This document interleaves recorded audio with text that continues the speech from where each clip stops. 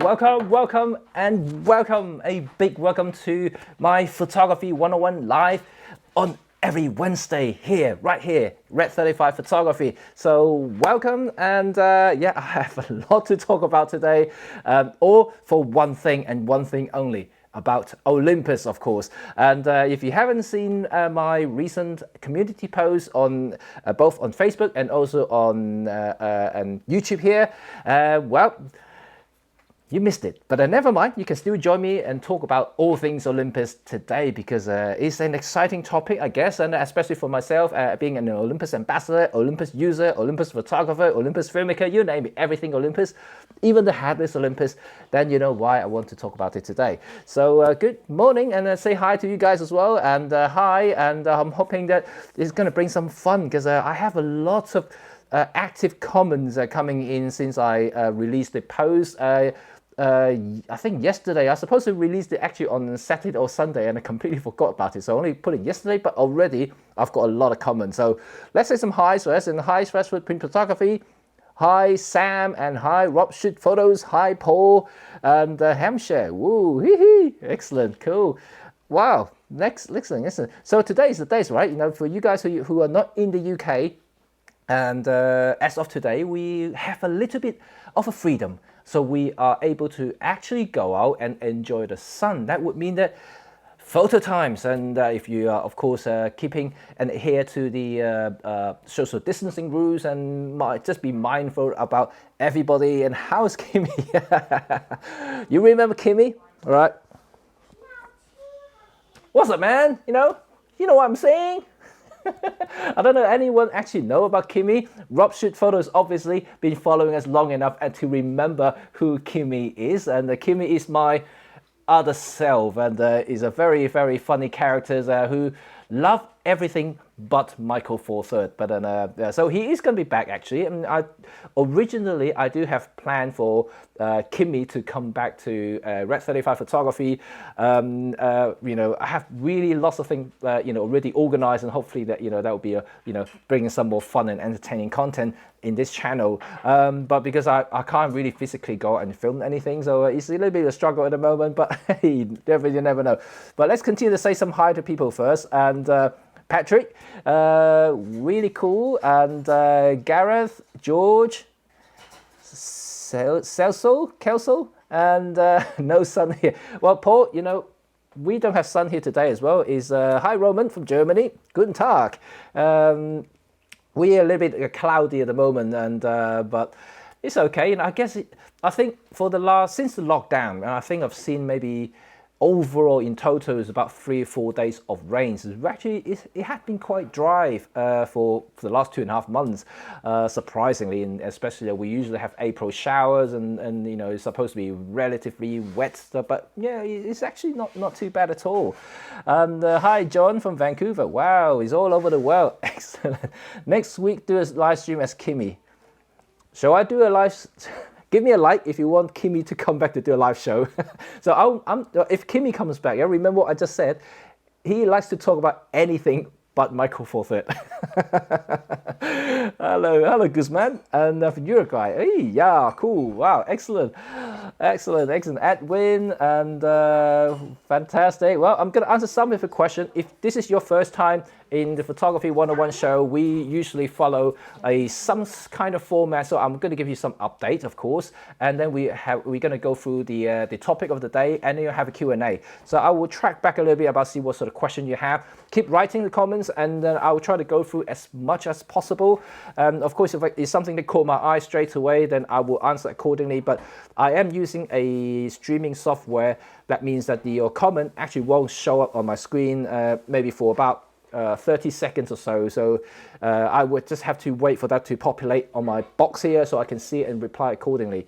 So George, Burana, hello, and then great. Burana has been following me in the morning and in the afternoon. That's cool.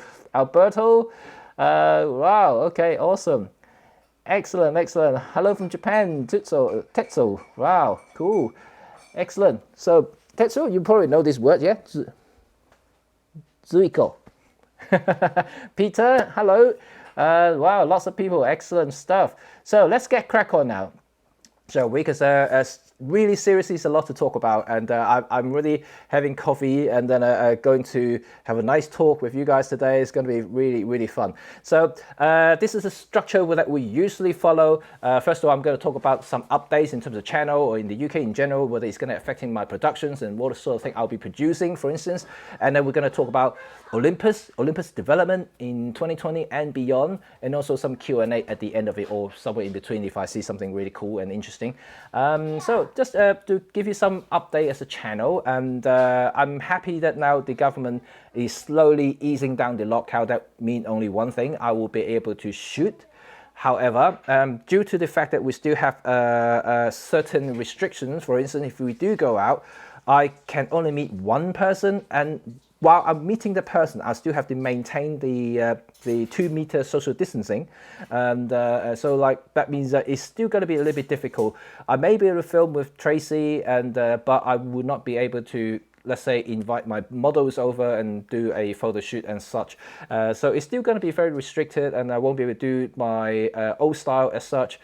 So it's going to be relatively challenging to bring back my old style of videos back. So I just have to improvise and maybe just to change a little bit, alter a little bit. I already have some plans that will allow me to film in the house while conducting review, because I'll probably would go, still do some B-rolls when I'm out and about.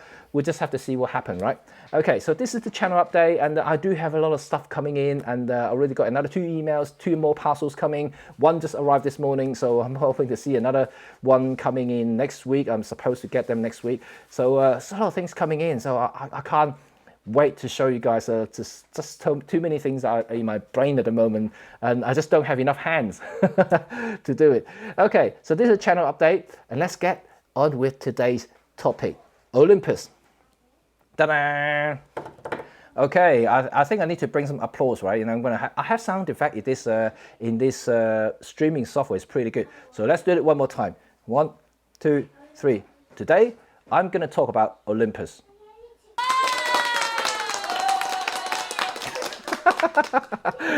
Awesome. Okay, cool. Right, let's try this again, and I'm going to switch this off, because what I'm going to do now, I'm going to go through all the comments that's been written in my community post. There is no particular order. I'm just going to read from top to bottom, and just to see how it goes. And then I'm going to go back to the comment sections here and see what other things you have mentioned, and then just catch any comments that you have made and left here. Of course, if it's something asking about similar thing that I already mentioned in the community post, that I won't repeat it. So let's see.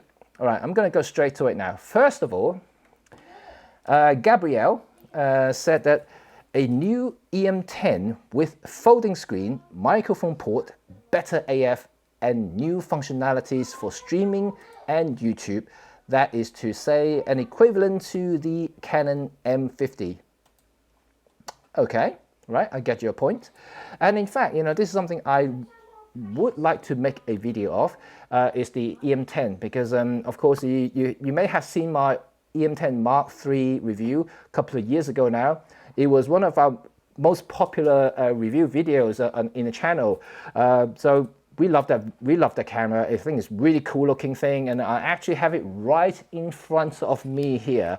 So as you see, this is the E-M10. I'm going to bring in the graphics as well, so you can have a look. And I actually think it's a very sexy looking camera, and it's a, you know, just especially in black and, you know, in black and silver, you know, I just think it just looks the part, right? And for the price, it's actually genuinely very good value for money, especially now because the price has come down dramatically since launch. And in terms of feature, it does have a lot of cool features, and that you know, a lot of the photographers actually love.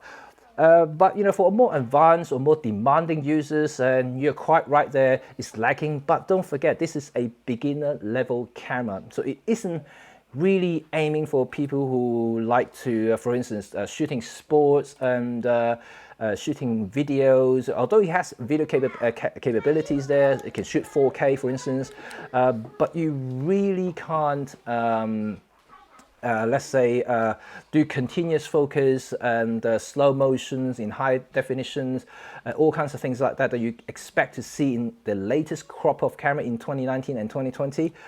But overall, if you think of it as just as a camera for photography, these things is actually very, very decent. You know, like I said so many times, even with my EM5 Mark II review, it's a great camera, right? You know, all of you love the EM5 Mark II as a photography tool.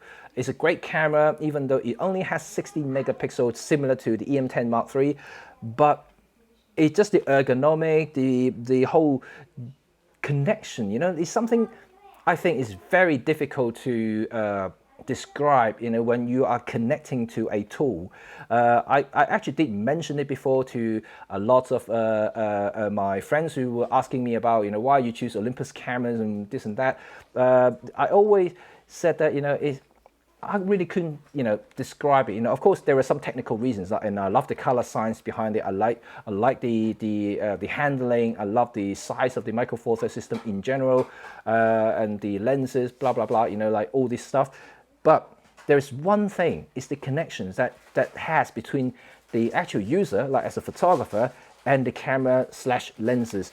When you're holding an Olympus camera, it does have a very interesting kind of feeling to it, which is quite cool, right? And then anyway, let's go back to the EM10, right? So at the moment, you know, what Gabriel was saying, that, you know, he wants a folding screen, which means by a fully articulated screen, because the EM10 Mark III at the moment only has a kind of two action, only rotating up or down, so you can't flip out, so you can't really see yourself as such screen. So it's not great if you like to, let's say, film yourself or do some vlogging and things like that. So it's not really tailored for that. So yeah, you may be right. You know, I'm not saying anything because I haven't seen the EM10 Mark IV, you know, if you're ever going to come out. I suspect it's very soon, because this has been out for 2 years now, and if there is an update, I'm pretty sure it will be very, very imminent. So this is something will be quite interesting to do a video of. So I might do another end of term video of the EM10 Mark III, because I have it right here, and it's really cool, and I'm telling you, I have all the Olympus camera in front of me here. It's actually very, very weird. Okay, so that's cool. The better microphone port, I'm not entirely sure whether they will bring in a microphone port for it. They might want to reserve that particular, same as the AF actually, the functionalities for the EM5 Mark III, simply because if you start putting everything that you just mentioned in this in the EM10 Mark IV, for instance, the next generations, it would mean that it's basically the same as the EM5 Mark III, and there will be no point of having a higher grade camera which having exactly the same functionality as an entry-level camera. So I doubt that they're going to put a microphone port there. I don't think they're going to put in the hybrid AF, but you never know. I'm not my Olympus in a way, so I can't really speak for them. But in terms of functionalities, perhaps maybe a new sensor. You know, I think that might actually finally bring it in line with the rest of the camera. We'll have 20 megapixel sensors. That would be pretty cool, right? And they may actually introduce in high-res mode. You never know, because they quite possibly they will bring in a new processor as well. So we shall see what happened. But EM10 has always been one of the biggest selling cameras. So like they might really focus on a lot of features and functionality. So hopefully they prove me wrong. They might introduce like a hybrid AF and also a microphone port, but highly doubtful, because that would make the EM10 Mark IV so close to EM5 Mark III. I'm not sure whether they will do that. But anyway, let's leave it for now. Let's see the next comment. And next comment is is cool. Next comment is about the Pen F. Right.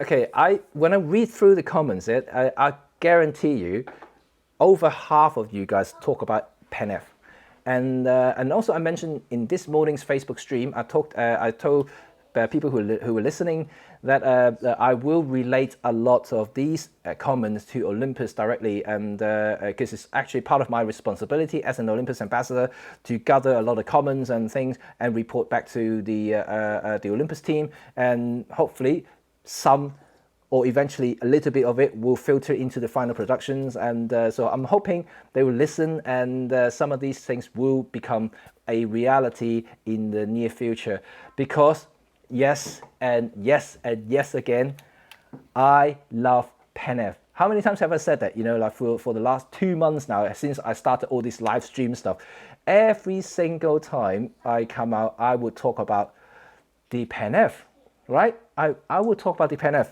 and I have one right here. I have the black version, and I just love this camera. And once again, the ergonomic, the feel, the connection to a camera is a rangefinder style camera that I truly love, because I trained up as a Leica rangefinder camera photographer.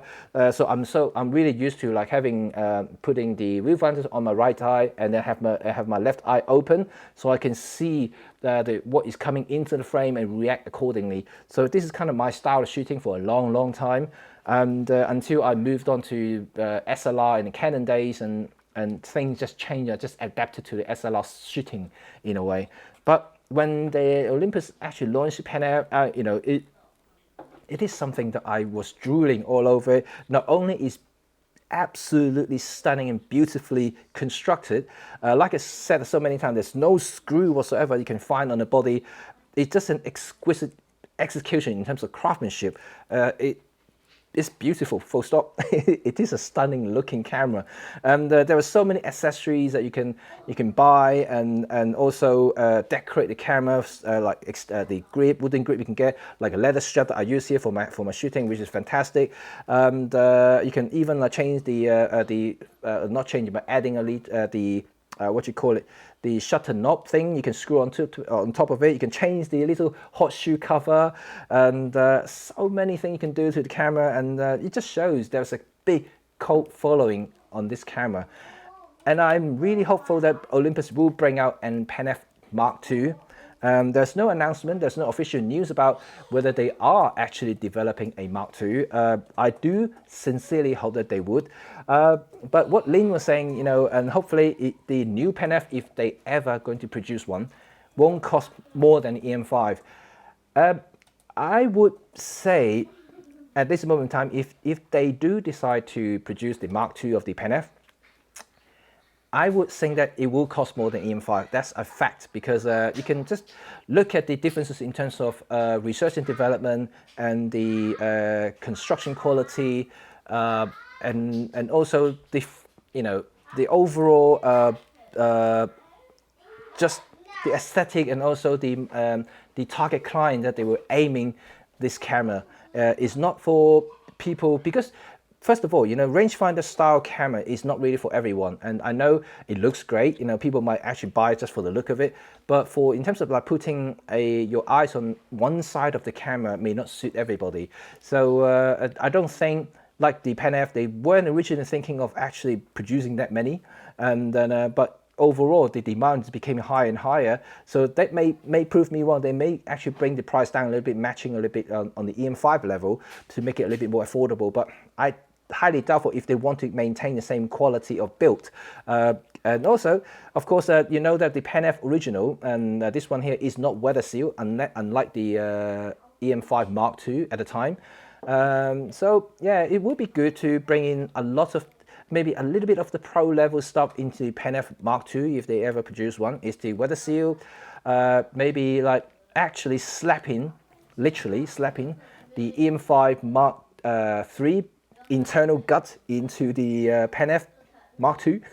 That would be awesome, right? In fact, if you look at the size of it, I think it's very feasible. The EM5 Mark III is a very tiny camera, so is the PenF, and the only difference, of course, is the viewfinder position. But in terms of the actual thickness of the actual camera itself, is, I would say, very equal, and then that would mean it's very feasible to actually change the gut and put it into the PenF. So you never know. You never know. You may be able to see a PenF Mark II if there is such a demand for it. So if you keep feeding me information that you want one, I will just tell Olympus that so many people would love to have a Pen F Mark II. Can you consider, at least consider making one?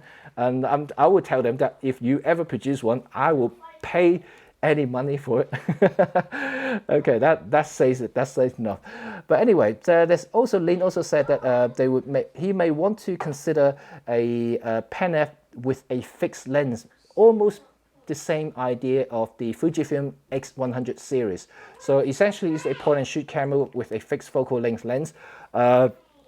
So if you're ever going to do that, I think they will keep run about the same size and have a fixed lens on it. However, I'm not entirely sure whether they will do one, simply because if they are going to make one, first of all, it's a completely new line of product.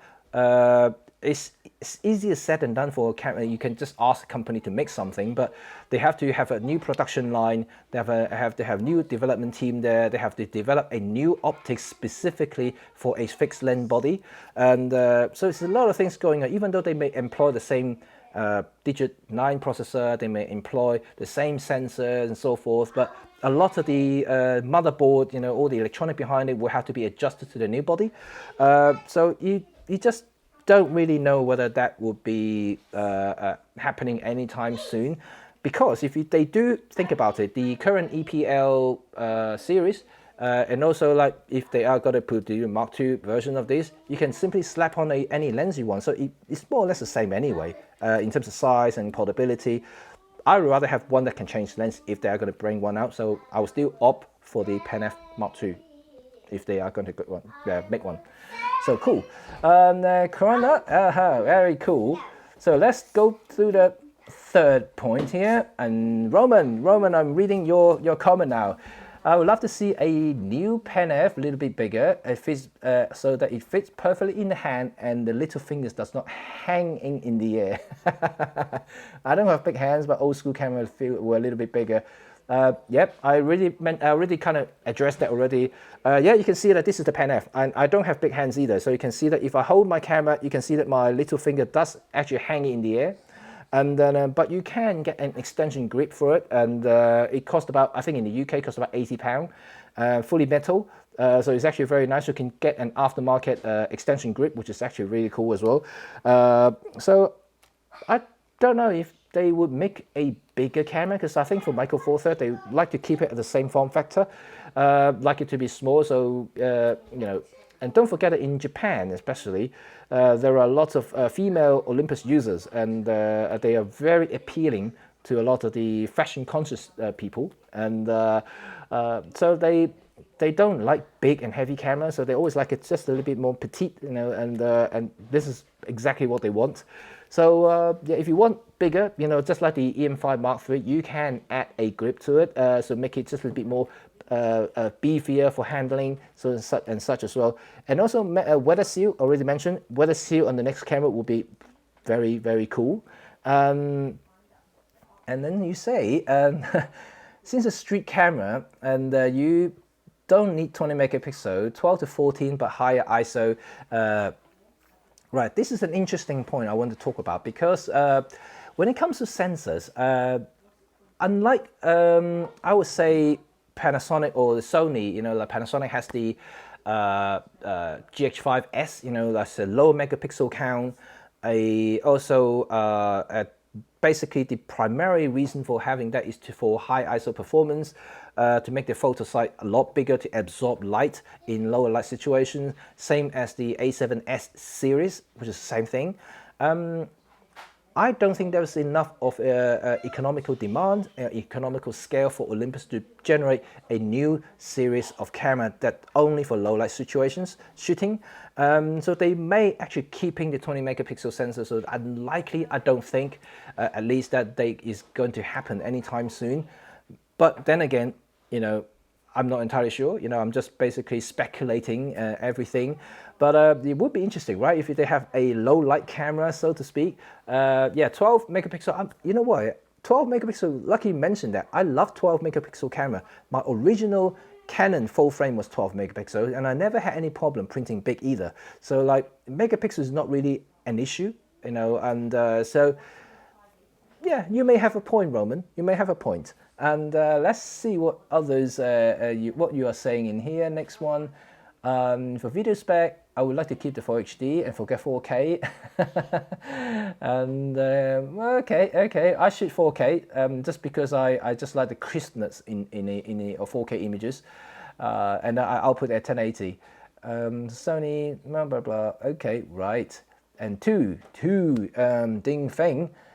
So for the camera, a new Micro Four Thirds sensor with dual native ISO, better dynamic range or high resolution, brand new autofocus, high res OLED EVF, a new battery, weatherproof to all the new camera including E-M10 series, Pen F Mark II with the same design but with upgraded sensor and autofocus system. New compact camera with Micro Four Thirds sensor, and new 0.95 prime lenses, and then 1.4, 1.8 f2 zoom lenses. Oh my god, you have a whole list of stuff here. And new ultra wide zoom prime lenses, and new long telephoto zoom and prime lenses. And for price, cheaper the better. Brilliant, brilliant. You said basically every consumer wants at the moment, and but you have to think about, you know, it's easier to say things that you want or things that you really need. Of course, you know, it would be great to have everything that you mentioned there. But then again, you just have to think about really you do favor one way or the other. You know, you do know the pros and cons of Micro Four Thirds system in terms of sensor sizes versus resolutions. We all know about that. Unless they move away from Micro Four Thirds, you know, it's going to be very difficult, or at least for the time being, in short term, to achieve a greater dynamic range. I think at the moment it's already really good, to be quite honest. And since the E-M1 Mark II series, if you look at DxO Mark sensor scores, is actually quite decent. The score is as in terms of sensor performance, you can't match the big full frame in high ISOs and stuff like that. But if you look at in general, like dynamic range and color reproductions and accuracy and all the other things, that the sensors at the moment are actually on par with the top APS-C sensors, which is actually really respectable for professional use, which I do professionally anyway. So I don't see the need of having anything higher, so to speak. But having said that, I would like to see a better video compression, better bit rate, and also just better sampling, like 422 internal, and also maybe higher bit rates for any of the video modes, so to speak. So that will give me more information to work with as a videographer and also filmmakers. But in terms of photos, like said many times, I'm super happy with whatever Olympus is giving me at the moment, and I have no problem producing stunning work photographically for any of my clients, so I'm not complaining whatsoever. And new autofocus system, as you can see, that Olympus is definitely capable of producing one of the best AF systems in the world. You know, in the Micro Four Thirds world now, is definitely the best. There's no other competition now. You know, is way better than Panasonic. Because the tracking, the hybrid OS, hybrid AF is superb for tracking, not only for photography but also for filmmaking. And the AF is really good. I love it. So I don't need to complain too much there at all. You know, I think they're on the right track. It's good for them to improve it, maybe to bring in more cool tracking capabilities, like the E-M1X having the subject tracking. Maybe hopefully they will eventually expand the profiles and including more subjects you can track. That will be pretty cool. Weatherproof, yes, of course, and this is one thing that they're very strong at as an Olympus company.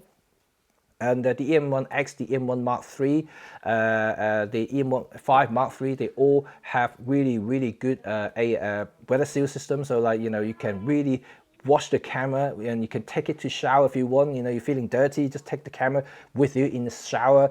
It will be perfectly fine. So that really is something, right?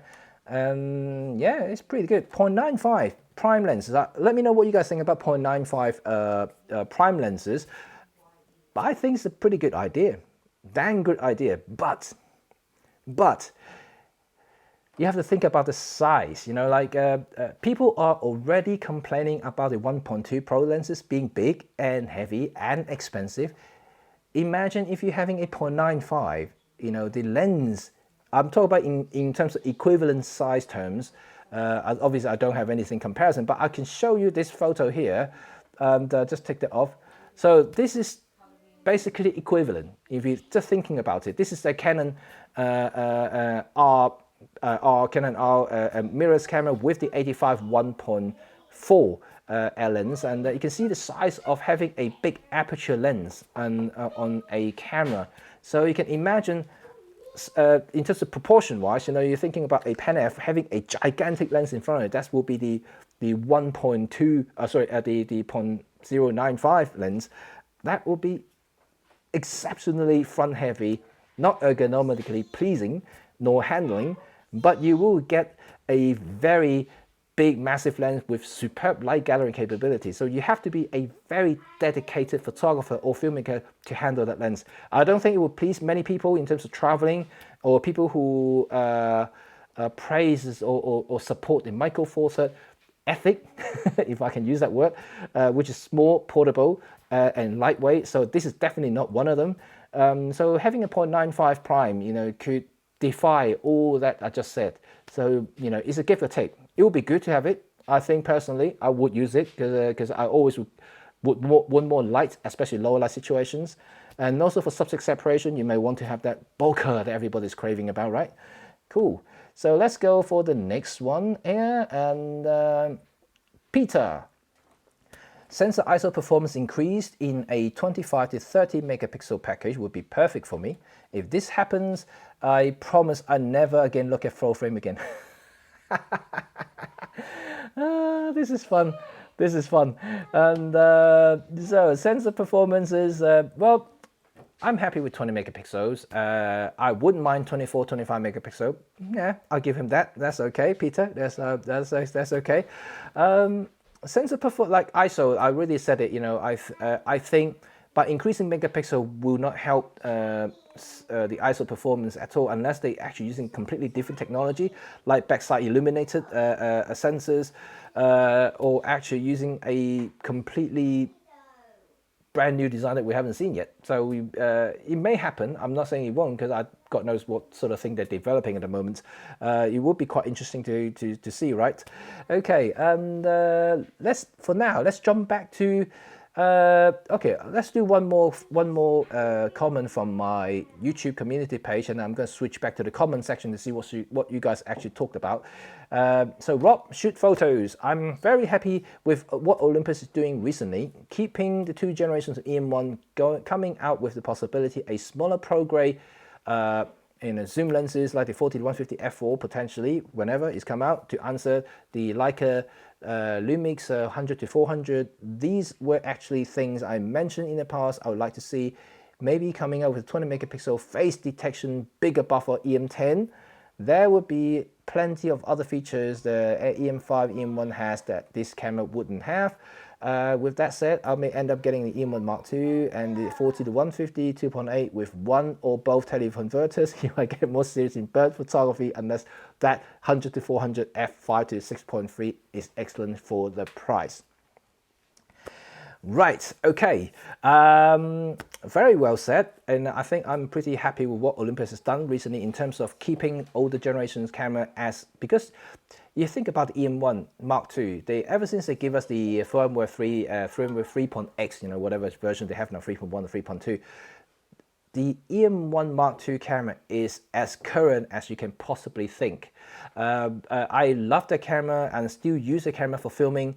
I have two EM1 Mark II in the house, and I used the EM1 Mark III recently just because it's got slightly better feature for tracking faces and things like that.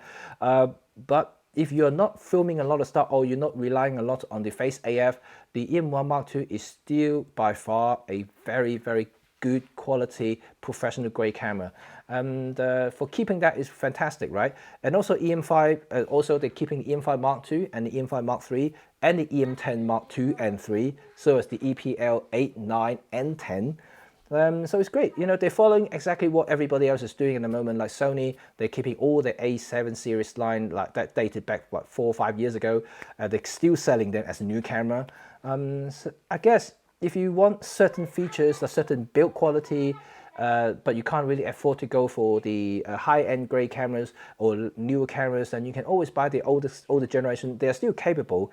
And like I said so many times, It's not about the latest cameras. You know, the latest camera won't get you or make you be a better or greater photographer. It's all about your brain and how you execute the shot, right?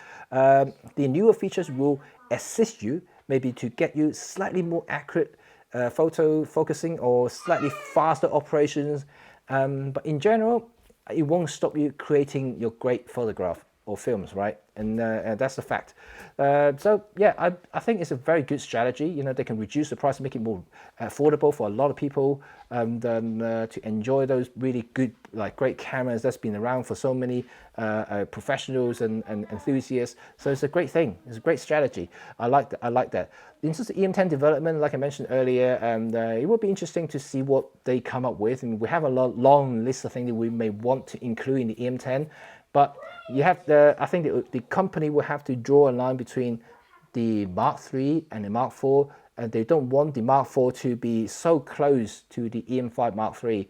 Otherwise, no one's going to buy the EM5 Mark III because the EM10 Mark III will be cheaper than the EM5. So there will be some differences. So you just have to see what's going to happen, right? Okay, let's look at our lovely audience here to see what sort of thing you have mentioned. Right, okay, I have to scroll back. Oh God, you guys have been talking a lot. Right, okay, let's see. I'm going to scroll back a little bit and just to see any particular things that you talk about. Let me just get rid of this massive lens here. Actually, I'm going to shrink it down a little bit, and you can still see this massive lens as an example for a potential 0.95 prime lens. So Edwin said, okay, good day. What will Olympus do? Make a Mark II or Pen F? Face detect, IBIS, weather seal, making a photography-centric camera. Edwin, like I mentioned earlier, I think personally, if they ever going to produce another Pen F, yes, they will do exactly what you said. And I very believe that they would do that, simply because this would be the last camera in this sort of price level and this sort of quality of build to have contrast detect. You can see they move from the EM5 series. They bring it bang up to date using hybrid OS, both contrast and face detect. So I'm pretty sure if they would produce a Mark II version, they will have everything that you just mentioned: better IBIS, weather seal, and also face detect for sure. That's for sure. So that would be some camera, right? I'm really hoping that they would definitely do that. Paul actually asked, do any sports photographers that uses Olympus? I think someone did mention it last time when I was doing a stream, and there are actually quite a few of professional sports photographers that use Olympus. I cannot know in my top of my head. I know Mike does motorsports. That's kind of sports, right? Motorsport photography. He's the UK ambassador for the sports photography section, and he uses exclusively Olympus gear, the 300 f4, the 40-150, and the EM1X for all his motorsports photography. He get paid big bucks for that sort of thing, so you can imagine. So yeah, there are pros using it, and Mike Inkley, that's his name. And I know in the States there are other sports photographers as well who are using Olympus. They may not be as popular or common compared to the likes of Canon and Nikon, because they are still dominating like sports stadiums and everything else. But you know, I think this is something that even Sony is trying to crack. Even Fujifilm trying to crack. It's a difficult thing to crack, you know, if you don't have the historic kind of things going on. Because Canon and Nikon has been in the sports scenes, like dated back to the 60s and 70s. Olympic Games, for instance, they had like the Canon F1, you know, the Nikon F. They were already there, you know, in the 70s and 80s. So like, you really can't have that. You know, Olympus at the time didn't even thinking about going into sports, and Fujifilm didn't even exist in terms of camera terms, and then Sony, of course, you know, they only had Minolta back then. But yeah, they were really in the scene. Minolta has some presence in the sports scenes, but they still weren't as big as Canon and Nikon. So this is something, it would take time, it would take an effort. That is why Olympus is bringing out this. Ta-da! The 150 to 400 pro zoom lens. You know, I am still super eager, like I mean super eager to grab this lens and use it and hold it and take it to my bed and sleep with it. Yes, I'm not joking. I would love to see this lens because it looks gorgeous. You know, I've seen the prototype. I weren't allowed to touch it. You know, I kept asking in Olympus in the UK, you know, can I just let me hold it in my hand? I just want to feel it. Like, no, sorry, it has to be behind the box. You know, no one, even any of our directors, has touched it. They have been in the box since they were shipped from Japan to the UK. So all I had was just looking through the glass. I haven't touched it. I haven't seen it. I haven't held it in my hand and put it in the camera. Nothing. I would genuinely love to see this lens in action. And that's from the bottom of my heart. And I've been asking ever since I saw it, Olympus, almost like I'm nagging them. I'm actually calling them. When are you going to have this lens? I would like to test it. When are you going to have it? How much is it? I want to have it. I want to buy it. And I just want to own this beast, you know, and this would be so cool, right? Yeah, for the fact that, you know, it should be coming out this year. And of course, I will let you know as soon as I have any information. We all know that it's going to come out, so it's not a secret at all. I've seen the prototype and I know that it's been field tested. It's supposed to be in this year's Olympic Games, but as you know, that because of the COVID-19 situation, the pandemic, the Olympic game has been postponed. That means that we possibly won't see this in action, and unfortunately, until the Olympics takes place next year.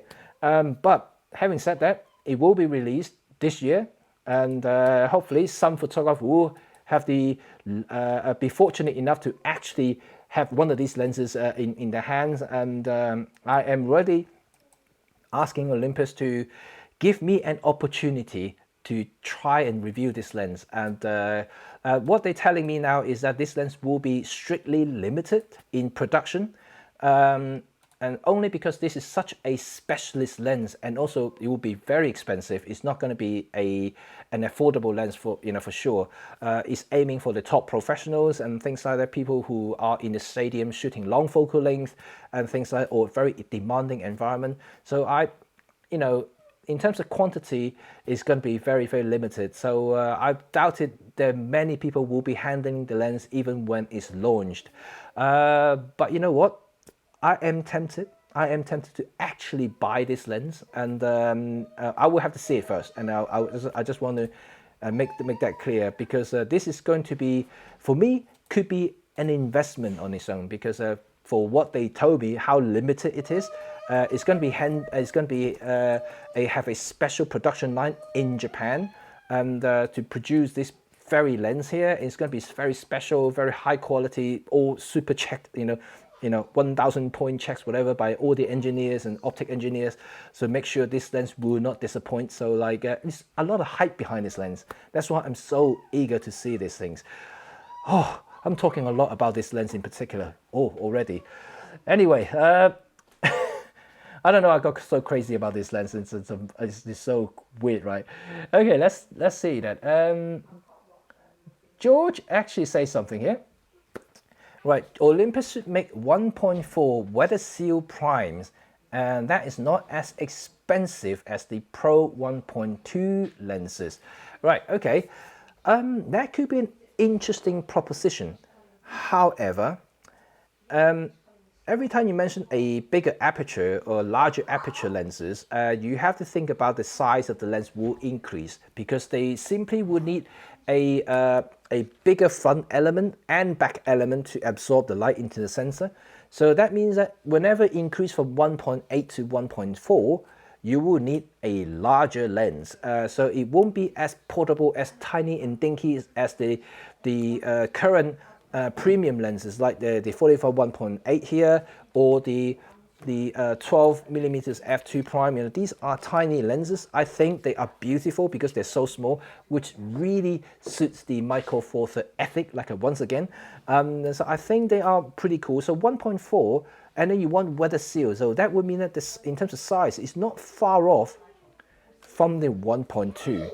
And so I highly doubtful they will make that, but they may make a 1.8 weather seal primes in the next update. So if they're ever going to update the current crop of 1.8 premium lenses to the next version, they may bring in weather seal. That will be interesting. But if, that will also make the lens just ever so slightly bigger and heavier if they want to add the weather seal to it.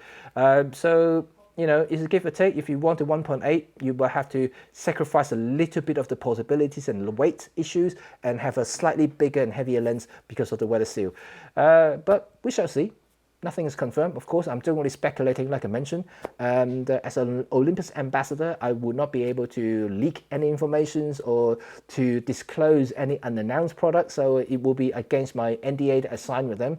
So I can only speculate things like most of you do, and also based on my experience with all the equipment that I have tested and used in the past, and to make the current speculation, so to speak. So yeah, it will be interesting. Right, let's see what happened here. And Rob should to do a 300mm model test. You know what, Rob? You're probably very right. Since of the social distancing that we're currently experiencing, I may have to do that with Zoha and Zaoli if they ever come out to do the show again. I may have to use the 300 lens, so that I'm going to ask them to stand across the park. I'm going to be able to do a portrait for that length because I have a much longer lens. That's a good idea if that's feasible. That would be cool. Let's see. Samson. Oh, hello from Hong Kong, Samson, Zuf, and Ricky. Hi from High Park. You're in High Park. That's cool. David. Hello, David Crooks, and good to see you here. I heard a lot about Olympus patent a 500mm. Hope they will. Right. Interesting, David. In terms of pricing, I'm only mentioning it because, right, Micro Four Thirds prices are actually not expensive compared to the likes of full frame, for instance. Yes, a 500mm lens will still be a 500mm lens, but when it's adapted to the Micro Four Thirds because of the crop factor, you will essentially gaining a 1000mm lens in terms of reach, of course. So if you, let's say if they do charge eventually a $12,000 500mm lens on the Olympus system, I don't think it's unreasonable. You know, I'm just saying it only because if you want to buy a 1000mm lens on a Canon or Nikon, it will be £25,000 because you can't have that reach optically. So and that is why, you know, it's very difficult to kind of compare prices between an Apple and an Orange, you know, and this is exactly what Micro Four Thirds and full frame or APS-C cameras are at the moment. You know, even though they are all cameras, but they're all different formats. So it's really hard to judge. You think about, you know, the 1.2 lenses that people are currently talking about. They're very expensive. You know, in the UK or in the US, they're over $1,000 for the lens alone, and they're thinking, oh, why would I pay such, you know, that sort of amount for a 1.2 lens? But then you think about the 1.4, 1.2 lenses for the current Canon R system or the Nikon Z system, they are over £2,000 and dollars. So that means, you know, they are over double the price in any given instances. So like, so if you compare that, if you really want to compare that, so they are not expensive at all because they are 1.2, and it's going to be hard. So like, let's not try to compare them. And then I think that Micro Four Thirds are relatively affordable, and because think about, you know, for my professional needs, when I switched from Canon to Olympus, I sold all my equipment, Canon equipment, as second hand. You know, like how much value you would lose in a second hand terms. I sold all of them, but I still be able to get the entire Olympus system and a little bit change left.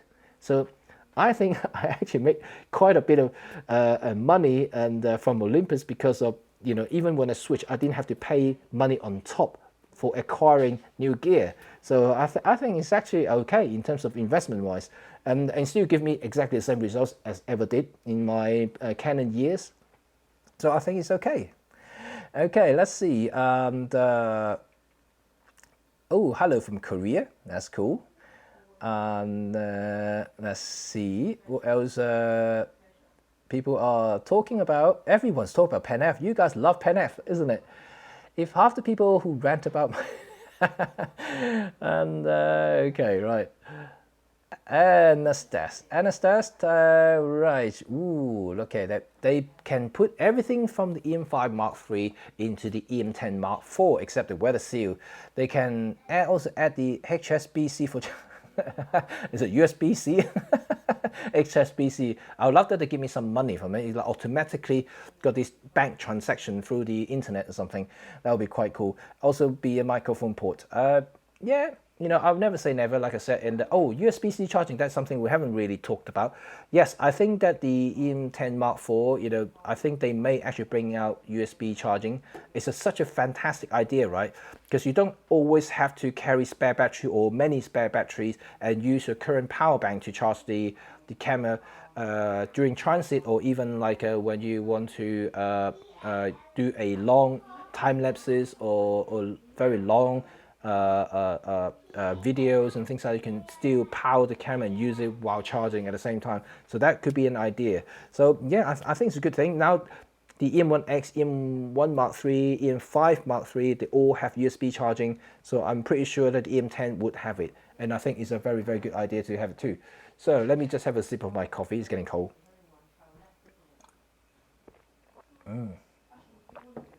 Right, let's see what the next comment. I'd rather see Ken Saga.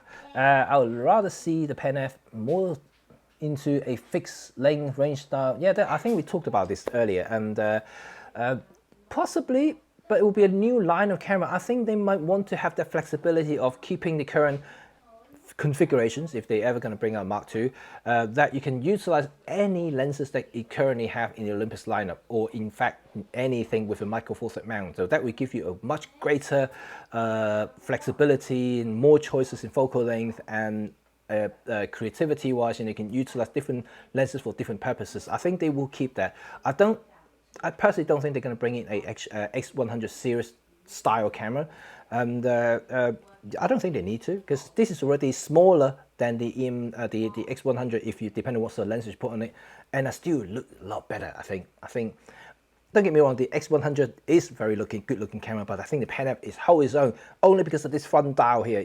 I love this front dial for picture modes and things like that. I think I did see someone commenting in my community page about making this configurable to do something else, and I think that would be great too, right? If you can configure this front dial to do something else, that will be amazing.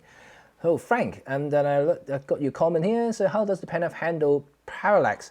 And right, you don't have to worry about the parallax in the Pen F. Oh, you mean the film cameras? And in the digital term, because it's EVF anyway, so it's seeing what the sensor sees, so it's actually very direct, so you're not actually missing the parallax issues. So unlike the older, you know, optical solutions like the Leica systems or any other rangefinder cameras, and you will experience parallax issues. So I don't think, you know, the digital version will have any problem whatsoever, because it purely relying on EVF. Unlike the X100 or the X Pro series from Fujifilm, because they have the hybrid viewfinder, so you can use both optical or EVF. Most people actually use EVF unless they are really trying to do old school and go optical way. When you switch to optical, you will have the parallax issue again, but it will be just doing exactly what the old Leica system does. You have the frame windows, and you can, when you zoom, it moves according to the focal length and how close the distance is, and try and avoid the parallax error. But overall, it shouldn't be an issue as such, but you will miss a little bit of framing if you do optical. But digital, you get exactly what you want. That's the beauty of using EVF, is that what you see is what you get. Let's see what other thing here. And cool. I see everything else here. Love it. Okay. Oh, this is interesting. I think I kind of spoke about this, and I did have a little fun pub chat, yeah, in a pub, having a beer kind of conversation. So the thing is, a TG camera with a 1-inch sensor, it won't be compact.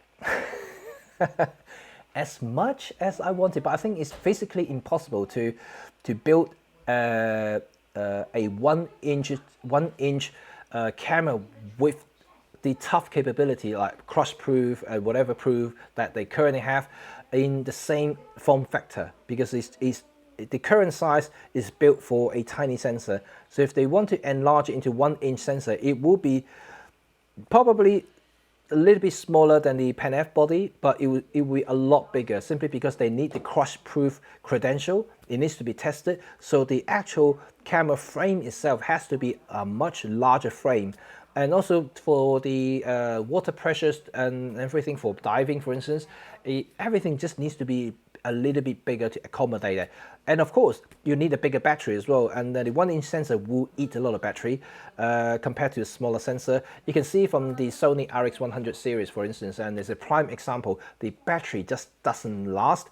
If you shoot 4K videos, 5 to 10 minutes, you're dead. You know, you would just basically empty the entire battery. So you will need a bigger body, bigger battery, just to compensate the power usage from that camera. But I would like to see it. You know, that would be a niche camera, right? You know, like who actually builds a 1 inch tough camera? That could be a unique selling point and possibly sell a lot, but I'm not entirely sure the price, because the current TG6, you know, if you talk about retail price or the launch price of the camera, is well, nearly almost £400, so it's quite dear. But I love that camera. It's just very capable, very fun, indestructible cameras that is a perfect thing for any family going away, doing active sports and things like that. It's a really cool camera. I took it to Cuba, and then it was really, really fun. So it's a really great camera to carrying around with you. It's small enough to put in your pocket. So that's great. But if it's 1 inch, you know, I think that, you know, if they're ever going to do a 1 inch sensor, look at RX100, it's extremely expensive, right? The camera is, what, $1,000, £1,000 for the latest generations. For them to do a TG version of this, and they may actually take it beyond the 1,000 mark, and that will make it relatively expensive. You know, if it's $1,000, would you buy it? You know, a 1 inch TG series. If you do, I can feed that back to Olympus. Look, someone is willing to pay 1,000 for 1 inch sensors TG series, and they don't mind being bigger either. That would be something. So I'll be a material change. Wow, well, possibly, you know, like a Mark. I don't know. I don't know whether they will go back to metal for the EM5, as now they're using polycarbonate on the latest Mark III body. And frankly, you know, I don't feel that much of a difference compared to the Mark II, the metal body. The weight is about the same and a little bit lighter, perhaps. But in terms of feel, like the actual feeling of it, like solidity, how solid it is, I think it's okay. I don't see any problem with it, and obviously I haven't really dropped it, so I can't really say for sure. You will lose the metallic feeling of it, because you know, if you're holding a metal camera like the Pan F, you know, you feel the cold from the actual body itself because it's made from metal. Of course, you lose that feeling, but overall, it still feels very solidly put together. I don't feel any wobble or any creaks when you squeeze the camera and things like that. It's very, very solid. And don't mind you though, it's still got a magnesium frame inside it, so it's still very, very solid. So it's not a toy camera, so to speak, you know. And for people who are misjudging it, but lightweight being very easy to break, is totally wrong.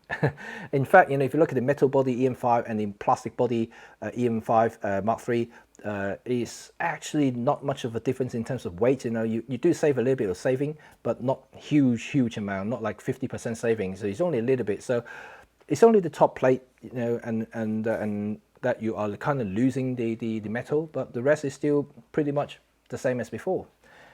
Okay, let's see. And dedicated exposure compensating down the EM next to okay. Oh wow, someone actually converted the Pan F into an infrared camera. Whoa, that is awesome. Can you send me some picture? I would love to see it. I'd love to see it. And oh, imagine that, a Pan F in infrared. That would be like really cool, right? And 1.8 Pancake Prime. Right. I need another drink for the 1.8 Pancake Prime lens. Right, I don't think it's possible, and because of the aperture size, and it's going to be interesting if they're ever going to have a 1.8 Pancake lens. They may, most of the Pancake lenses you see on the market, including full frame, are usually 2.8, if not smaller aperture. It's rare that you can see a 1.4, 1.8 lenses, even f2. It's just very difficult physically to design a lens that is Pancake and with that sort of aperture size. It would be interesting though, and but highly doubtful they're going to bring in a 1.8 Pancake lens, because these are already small enough. These is 45. Of course, the 17 is even thinner, and so I think it's the perfect size now. The 1.8 series is really nice, and let's see. Everyone says about 1.8 weather seal Burana, and 9 and 15 millimeters. Right, okay, you are kind of up my street what I want to talk about today as well, Hart. Yeah, I guess the in terms of lens development, we already kind of seen the roadmap. Seen Peter Forsgard bring up the Olympus official roadmap, and you've probably seen it online already in fourth rumors and stuff like that. It's well published everywhere over the internet, so we kind of expect what sort of thing that Olympus may come up with, because they have this area where they shade it out so you can see what sort of thing they may be developing. One thing that I think Olympus may want to do is to do an ultra wide prime that is faster than the current fastest pro zoom lenses, which is the 7-14 f2.8 Pro. I love that lens, but like many people out there is also talking about how heavy and how big the lens is, myself included. I don't mind when I'm shooting normally, but I really can't vlog, like film myself with that lens while I'm holding in front of me, because it's just really heavy. Depends on what sort of camera I use as well, and it's just too heavy to like hold my arm like up for too long. So I tend to use the 12, which is a lot lighter, which is a lot, I love the bokeh. When you're shooting up close, you will get the subject separations. But recently, of course, you might have seen my recent videos and my other live stream. I have been using and raving about one lens in particular, which is the Laowa 7.5 f2 prime lens, which is fantastic. This is, well, first of all, it's a micro four thirds lens. It's super tiny, just like any Olympus premium lenses. It's very tiny, very small, fully metal, not weather seal, but of course it's manual focus as well. That's another thing. But it's a very capable ultra wide lens for, like, let's say vlogging or filming yourself. Really easy to use. So Olympus may want to address this, maybe bringing up a autofocus version of this. But that when you have having a motor for autofocus, it will definitely mean that the lens will be bigger, that's for sure. But I don't mind having a slightly bigger lens, but it's 7.5 or 7 millimeters prime. That would be cool, right? Yeah, especially for those who would like to do astrophotography, cityscape, at nighttime and kind of thing, landscape photography. Ultra wide would give you that drama, that dynamic into the frame, right? It's really cool. So I think this is a really interesting focal length and very good focal length for many purposes. I know they have the 8mm fisheye in the catalog at the moment, and also having a 1.8 aperture, which is fantastic. And you can also utilize the fish option in the E-M10 series cameras. But when you're shooting the fish, first of all you lose quite a bit of the actual frame itself for all the compensation by the squashing, the fishing, the lens frame and things like that. So you lose it quite a bit. And also it only applies to JPEG images, so it's not RAW. So the RAW will still come as a fish eye image. So you have to do in post, like in Lightroom or any other defishing software that you can get, like DxO for instance, they will do defishing for you. So it's actually not a bad option, but it's not a true ultra wide once you defish it. So that means that the only truly ultra wide prime at this moment in time would be the Laowa. And I love this lens. It's super sharp as well. It's very easy to control because being ultra wide, that means depth of field is very deep. It's not very shallow, so it's got a little bit of. It's very forgiving to film. Let's put it that way. Cool. And let's see. I the moment GH5 love okay. I the moment right. How about PenF or TG with low light style sensor like the GH5S, 10 megapixel for travel perhaps. Love the built-in ND filter ideas too. Good idea. And actually, little you know, remember I originally reviewed the TG5 4 years ago now. The TG5 compared to TG4. Before that, the TG4 employed a 16 megapixel sensor, and then when the TG5 came out, they reduced the megapixel from 16 to 12 for that very reason, for low light capability. So in fact, there was a huge improvement in lower light situation, but because the sensor is still very tiny, so like you're still not going to have the same level of clarity or image in terms of cleanliness compared to bigger sensors like the actual proper camera itself, but it's a dramatic improvement over the TG4, and the TG6 actually kept that formula using the same sensor, and so everything remained the same, like 12 megapixels. So it's a very good low light for that size of sensor, for instance. So it's actually good for that purpose, and built-in ND could be a good idea as well, depending on the situation. For instance, for filming, when you can turn on the built-in ND, would be very good, or you want to do a little bit of long exposure shot, because a smaller body like that, you can't really mount an ND filter physically on top of it. I mean, you can kind of hand hold the ND filter in front of it and shoot through it, but it's not really the idea. But yeah, it's pretty good. But yeah, don't forget TG5 and 6 already did just what you just said in terms of lower light capabilities by reducing the actual megapixel. They may actually reduce it further to 10 megapixel. I don't know, TG7, fingers crossed. And okay, cool. Let's see what happened then, and let's see if there's anything else. We've got loads of stuff, excellent stuff.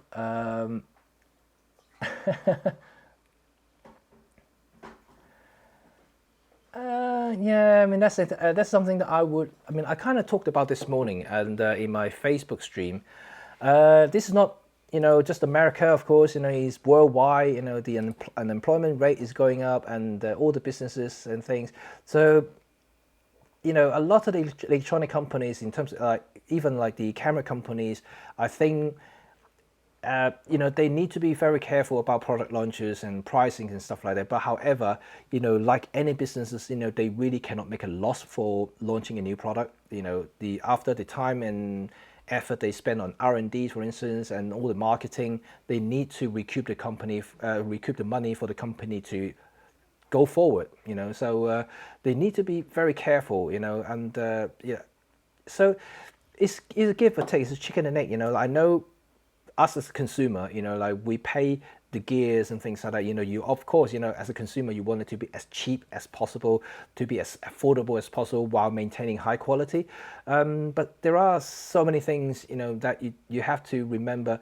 You do, in terms of photography, you do get what you pay for. Like you can't really expect a premium quality, image quality lens for really cheap kit lens price. It doesn't work like that, because in terms of lens construction, for instance, the lens elements actually very expensive. Depending on what sort of material you use. You might think they're just glass, but there are actually different types of glasses you can get in optical terms, and they each will have a different purpose, different light transfer factors and things like that. When I went to Leica factories a couple of years ago, they explained all this stuff, and some of the more exotic elements, for instance, like Canon used fluoride elements in some of the higher end glasses that will increase sharpness dramatically. So these sort of things are expensive, they're not cheap. So if you want to have these really cool lens elements in these the high-end lens, you have to pay for it, unfortunately. So this is something you cannot avoid, and this is what they are going for. This is some of the raw material they have to get to produce these lenses, so they have to pass the cost over to you, and ultimately. So yeah, I'm hoping that everything's going to be like back to normal, and when people have jobs, they can travel, they can take photographs, they can enjoy this hobby, because I think photography and filmmaking is really great hobby, actually. And even though I'm a professional, I make money from photography, but it's still an enjoyable. That's what have been doing it for so many years, because I'm passionate and love this particular profession. It's just something that I really enjoy to do, and yeah, I just cannot say enough of it. Okay, let's see what else in here. A weather seal, right? Dominique, you said a weather seal 10 millimeters 1.2. Whoo! Well, that's probably what I just said earlier. You know, if they ever going to produce a 7.5 f2 AF version of it, that would be really good. Like this is a lower one, and a 10 millimeters 1.2. That would be massive. I think that would be really big, but would be cool, right? I think it would be really cool. Let's see. Hart said that the 17 build quality is great, fall into snow and then still okay. I think, you know, like one thing about maintaining or keeping your lenses is that if you do go or shoot in the rain, for instance, if your lenses are not weather sealed, actually even if it's weather sealed, you still have to maintain it as much as possible, because ultimately you don't want fungus to grow, you know, whatever, you know, things like that to make sure that your lens is still performing to the level that you expect it to perform. So like what I usually do after a shoot in the rain, I'll still use a microfiber towel to dry the actual lens body and everything else.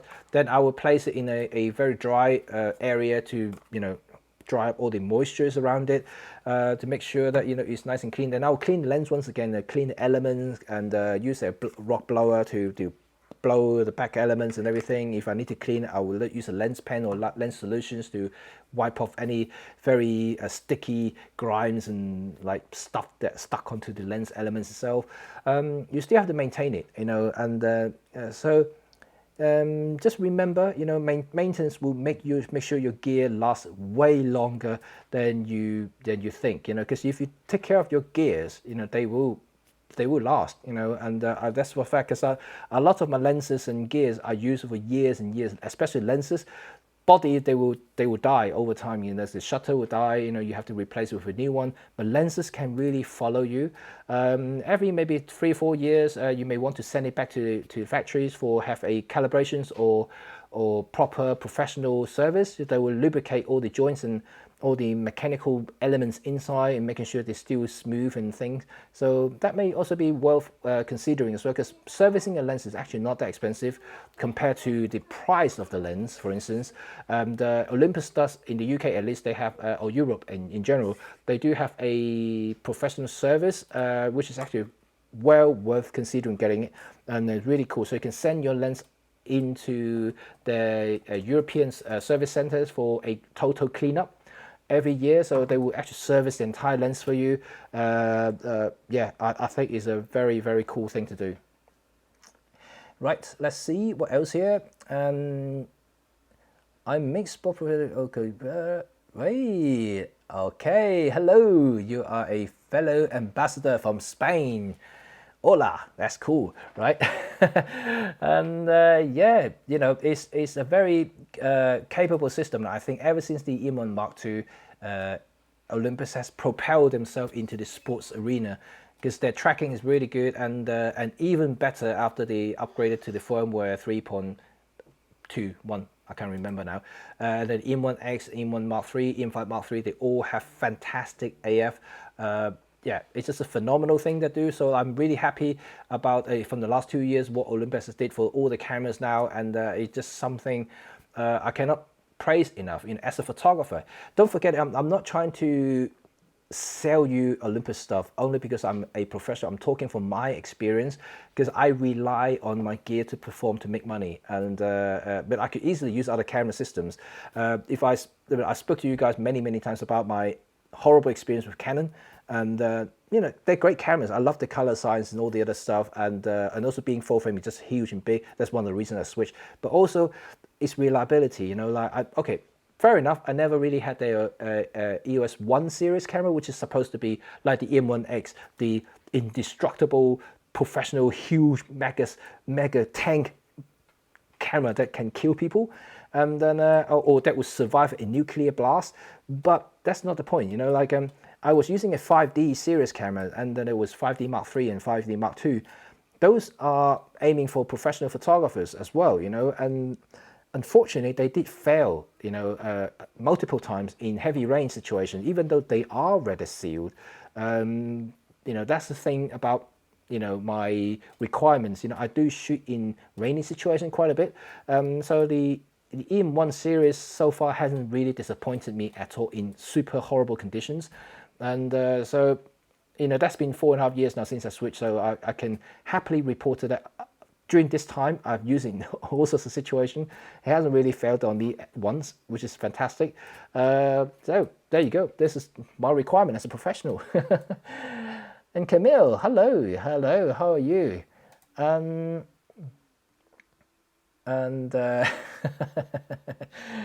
I'm just reading a lot of comments now. Give me 1 second. I'm going to stroll through a lot of stuff here. You got so many comments here. That's awesome.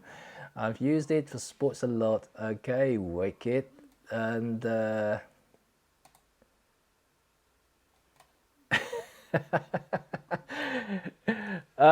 yeah, first I talked about dirty in the shower. Now I'm going to bed with my 150 to 400.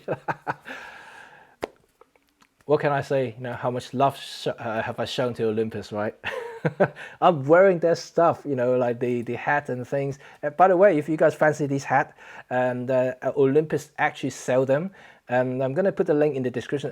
It may already be in the descriptions now. They are selling exclusively in the UK online store, but I'm pretty sure Europe can order it as well. So just you can go there and pay. I think the cap is only 15 quid, 15 pounds. So it's actually a very good quality cap, much better than the 100-year celebration cap that they have last year, which I've been wearing in my videos that you see me wearing. This is, I think personally, is a better quality one, and the thicker cotton and stuff like that is just generally better. And it had Zuiko, yeah, golden light, the god of light. You know, that's it. You know, god of light. That makes me feel much better now. I'm a more capable camera than ever wearing this hat. Buy it. I'm selling it to you now. And right, okay. Let's see what other things. Cool stuff, lots and lots of stuff here. I still haven't finished reading all the comments from my community page. Hey Vicky, you're here. Sorry, I only just made it to that comment here. Hello Vicky, how are you today? And have you been out today? Because we finally can go out and enjoy the sun rather than just do exercise and stuff. You can actually go out now in the UK. So this is something that we've been dreading since the start of the lockdown. Right, okay. Let's see, budget telly, right. I saw this comment, budget telly. Well, you might have seen this rumored 100 to 400 equivalent of the Lumix Leica 100 to 400 lens. So yeah, Olympus is going to produce something very similar. Of course, details and spec is still, you know, not solid that we can see. You know, I know there are lots and lots of rumors already floating around. They were also shown in the roadmap itself, being a shaded area there. So we're pretty certain that something is going to come up to rival that particular lens I just mentioned. We shall see what's going to happen, but I'm pretty sure that it will be as capable, if not better, you know, than the Lumix lens. But in terms of price-wise, I don't think it'll be ultra budget. Depending what sort of specs they throw into it, like weather sealing and metal construction, for instance, menu clutch, function button, inbuilt IS, whatever, you know, to work with sync IS on the body. If all these are included in the lens, you may be expecting an over 1K lens. And so this is kind of, from my experience in looking at these lenses, so I don't think that's going to be a budget. So in terms of budget, you will have to kind of move down to the original, like 100 to 300 lens, you know, 150 to 300, that kind of almost kit lens level. But they are still very good lenses, and I'm not telling that they're crap, but they're actually a very good lens. But you won't get the same reach or the build quality, like weather seal and things like that, from a higher grade lenses. So we shall see what sort of thing they bring up with. I may be wrong, so don't quote me on that. I'm just speculating once again. Let's see, and you are quite right there. First Footprint Photography is saying the R&D costs for MFT and full frame are pretty much the same. In fact, they are the same. You know, when it's R&D, you are more or less talking about actual human input into the thing, designing, actual testing, and then crafting the actual lens designs and putting it together, and also calculations and testing, whatever, you know, like everything. So in terms of cost, they are exactly the same. You know, you still need the same manpower behind each lens design. So there is no difference in terms of it. So as a matter of fact, if you think about it, you know, the full frame actually makes a bit more money. I know things are bigger, you need to buy bigger lens elements and things that will be more expensive to buy. But having said that, you know, like the Micro Four Thirds actually incur proportionally incur more R&D costs than full frame. And because of the very reasons I just mentioned, you know, they're selling the lens half the price of the full frame equivalent, and then they still have the same R&D costs, so they will have to sell double to make up the same margin. So you know, that's why, you know, I think we are actually lucky to be in the Micro Four Thirds world to enjoy such a high quality optics. You know, not just from Olympus but also Panasonic and all the other companies as well. You know, we are having such high quality stuff and rewarding our photography effort by paying actually less than full frame, you know, and they are quite easily can increase the price further if they really want to. But I think they really try to, you know, keep the balance there, you know, because one of Olympus' aim is about affordable photography. You know, remember the video that I talked about, the secret of Olympus way back last year now, I think, and talk about the 3 disciplines and things like that. And I did say something about Olympus. Olympus' aim from the very beginning is about affordability. That I'm talking about from the camera department. Yeah, that's why they introduced half frame pen cameras, and these are all really cool stuff that they did to make sure that everybody can enjoy photography.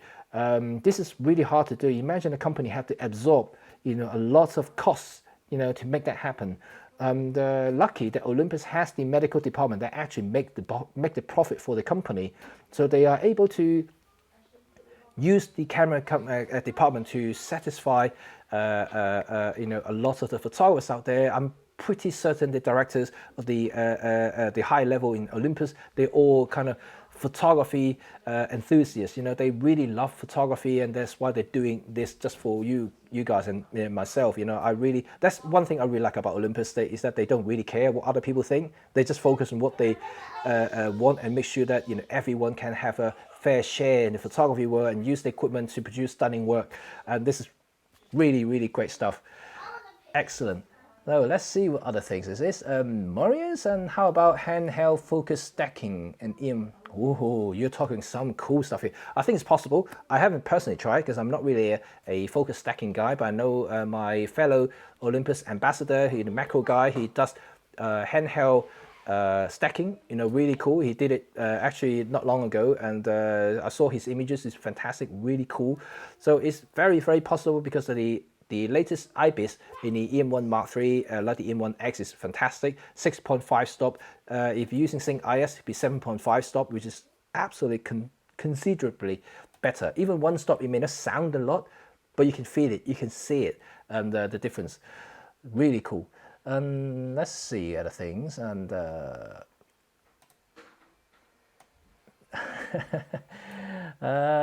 yeah, you're very right, Rob. Yep, after researching, Olympus does hit the sweet spot about pricing, and you do get high quality glass and for a reasonably priced. And I'm telling you there, yeah, if you're in the UK, I can offer you something, a little bit of help to get you something really nice. And message me directly if you ever want to get any Olympus stuff in the UK, and is something that I would like to help you guys out. I know, being a you know, great friend of me for so many years, and so I would like to help you if you ever want to consider buying anything new from Olympus. And also, if you're in the UK, message me directly, and I'll give you a code so you can use it for the online store.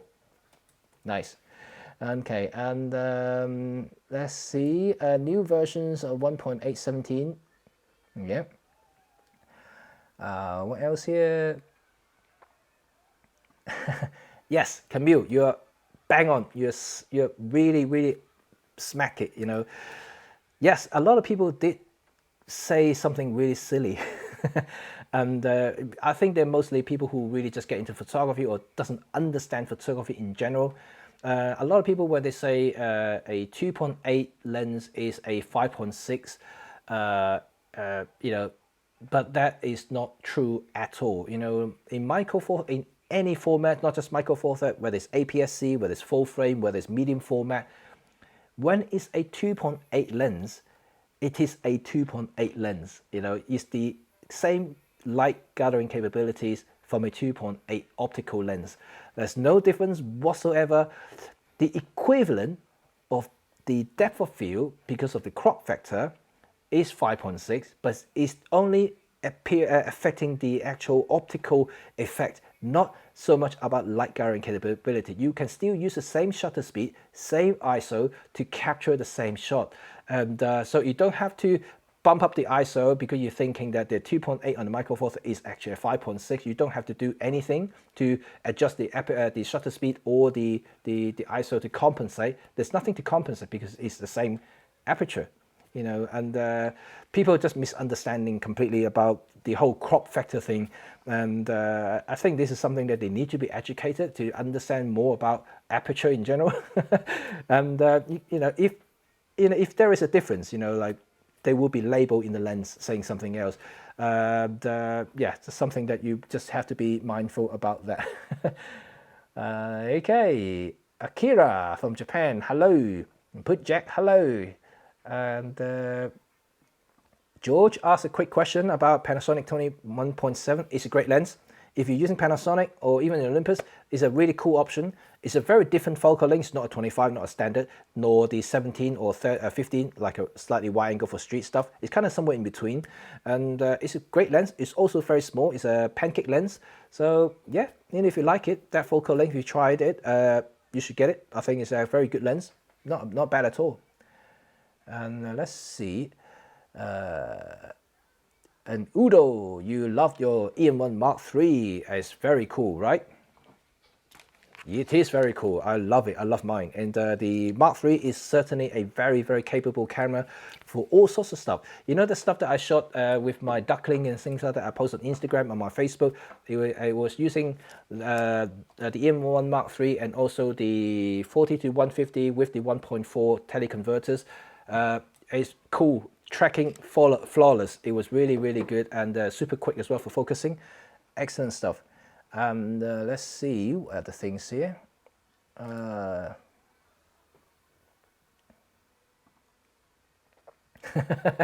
Roman has something to say. Should Olympus make lenses for full frame and sell them expensive for rich people and they return me?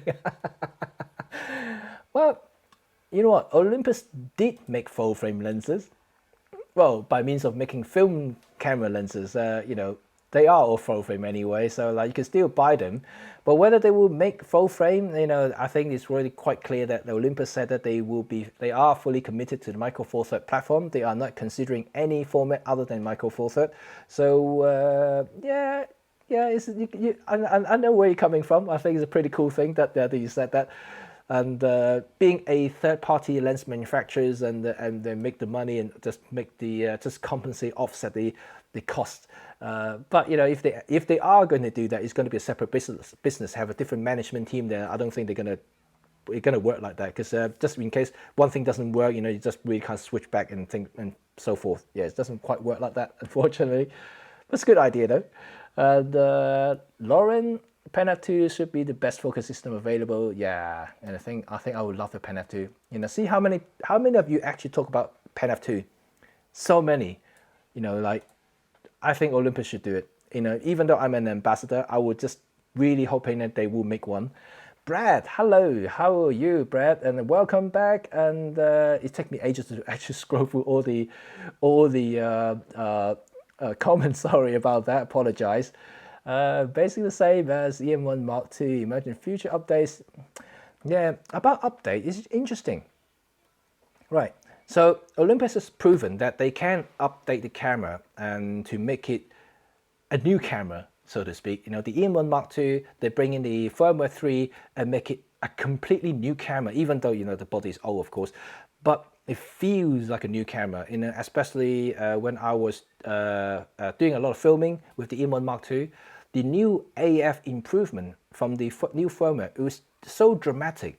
You know, it shocked me almost, you know, so wow, I actually got a new camera in my hand, because it feels totally different to the pre 3.0 firmware. You know, it's just amazing.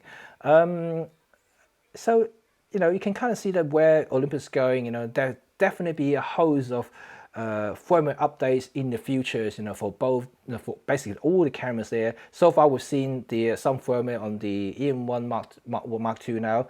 I'm actually expecting and hoping a new firmware for the EM1X to improve the capabilities further, such as the brand new portrait and face detection, eye detection that happens on the EM1 Mark III, for instance. It will be in the EM1X. And so forth. So it'll be quite interesting. However, I have to kind of mention that, because you quite rightly so saying about the processing power, is almost limited by how much the actual internal processor can operate. Okay, each generations of processor has an improvement of speed and actual calculation speed. So like the latest sensor actually perform multiple times better than older processor, not just the sensor, but the processor itself. So let's say the EM1 Mark III now has the TruePic 9 processor. TruePic 9, yes, that's right. TruePic 8 on the dual process, I can't speak now. Dual TruePic 8 on the EM1X.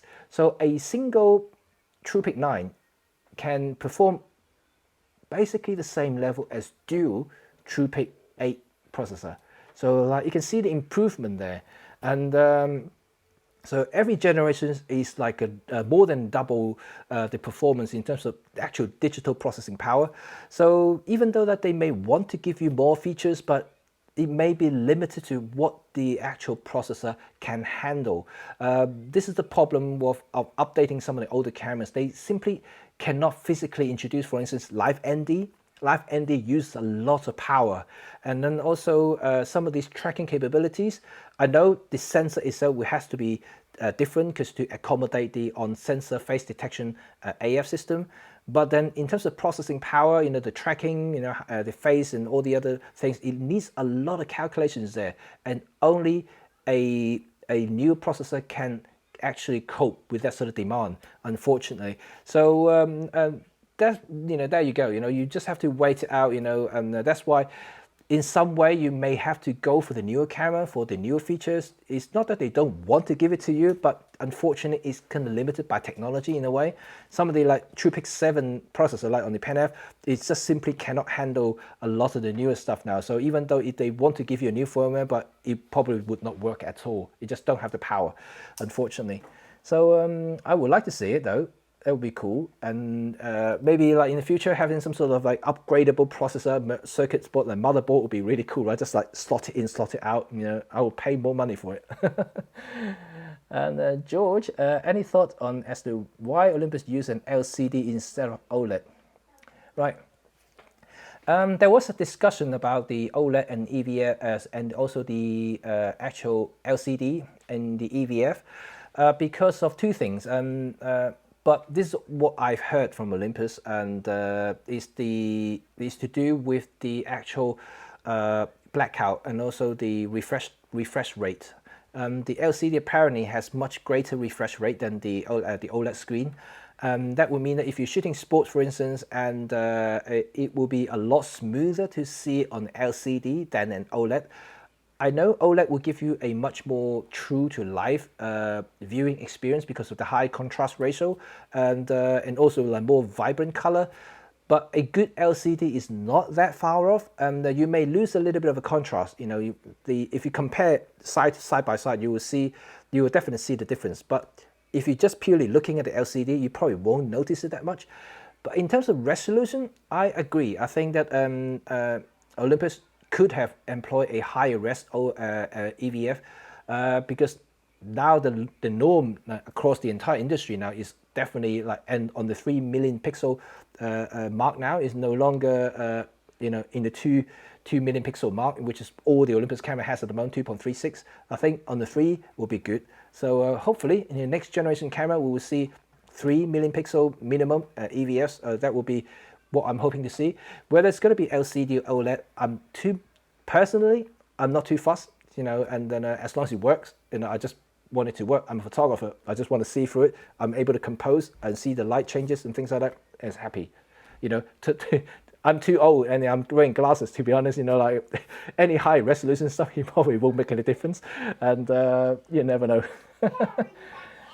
Okay, and hard RX 103 had it. Yep, true. I still love my EM5, and let's see.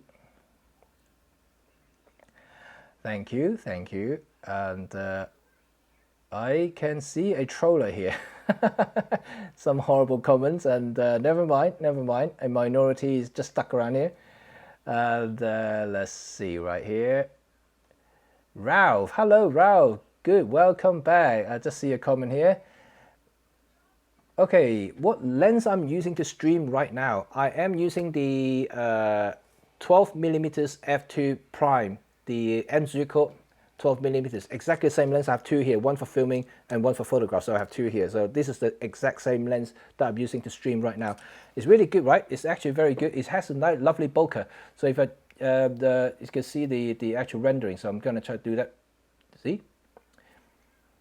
Quite nice focusing, right? And then and the bokeh, just trying to show you the bokeh, it's quite soft. It's actually very nice. Ah, Vicky's back. Nice.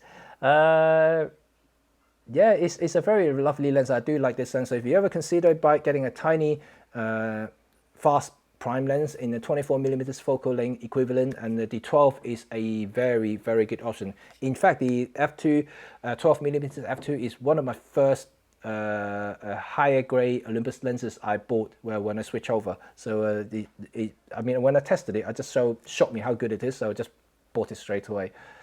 Let's see what else. And righty, Lauren, for street shooting too far. Yeah, I mean, it just depends what sort of priority you are, and I guess, you know, I often stop down my lens and everything when I do street, and also for a lot of my environmental portrait stuff, I don't want to blur out everything, you know, it's just not the way to do it. I like to involve a lot of environment. I like to speak to a lot of you in my previous streams and also my other photography 101 videos. Use the bokeh, the shallow depth of field creatively, rather than just do it, you know, is not right. You know, it's not the way to approach photography. You can't just keep blurring out everything. And yeah, I think that, you know, you have to consider the environment, textures, the story that you want to tell, not just for the subject, but whatever happened around the subject is also important as well. And Vicky just said, yeah, it's hyper focused, you know, because it's such a deep depth of field, but I can see that it will lose a little bit sharpness if you're just moving just outside that zone, you know, so I'm just trying to make sure that it's there. Ryan Wu, you like my gay Muk Sam, yeah? I know, fellow Hong Konger, you know, like we know this brand, yeah, this brand is super cool, right? And you just remind me of my childhood. How about monochrome only pen M? Love it, Valdis. Yeah, you are just talking about like a monochrome there. I love that camera, I love it. And then the pen monochrome will be a very specialist and very sexy camera. And if they do launch that kind of camera, I would buy that too, because that would be really awesome, right? You know, I don't know about you guys, whether you know about monochrome, and Leica currently, I think they are the only camera in the world at this moment in time producing a black and white only digital camera. And it's fun, only because it's not like simply desaturating a colored sensor. You know, it's way more than that, because the sensor now can't see color. It only sees the luminous values of the scene.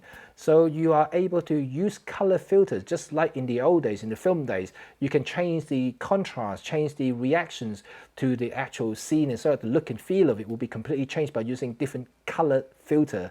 So it's a fun thing to do. If you haven't tried that, I know Leica monochrome is super expensive to buy, but you can get a cheap film camera, get a couple of rolls of black and white film, try it yourself with some color filters, and let me know what you think. And it's really fun things to do. And you also learn a little bit about colors as well, because this is how your brain works. Because a lot of the black and white conversion software now will allow you to apply yellow filter, green filter, blue filter, that's kind of digitally, is to do or mimic the same effect. So if you understand that relationship, it'll help you a lot in post-processing as well. Right, and hi Terry, hello, great stuff.